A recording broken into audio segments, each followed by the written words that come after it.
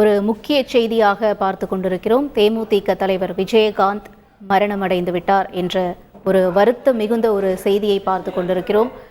காலையிலிருந்தே அவர்களுடைய ரசிகர்களும் அந்த கட்சியினுடைய உறுப்பினர்களும் ஏராளமானோர் மெல்ல மெல்ல திரண்டு வரக்கூடிய காட்சிகளை பார்த்து கொண்டிருந்த நிலையில அதிகாரப்பூர்வமாக தேமுதிக தலைவர் விஜயகாந்த் மரணமடைந்து விட்டார் என்ற அதிகாரப்பூர்வ தகவல் கிடைக்கப்பட்டிருக்கு. தொடர்ந்து நமது செய்தியாளர் தாயுமானவன் இணைப்பில் இணைகிறாங்க, பேசலாம்.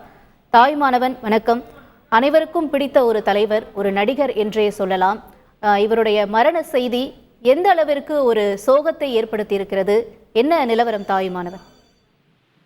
நிச்சயமாக ஒரு மிகப்பெரிய மூத்த தலைவர், தேமுதிக தலைவர் நடிகர் விஜயகாந்த் அவர்கள் மரணமடைந்திருக்கக்கூடிய செய்தி திரைத்துறையினர், அரசியல் என பல நபர்களையுமே ஒரு மிகப்பெரிய ஒரு தாக்கத்தை தான் ஏற்படுத்தியிருக்கிறது.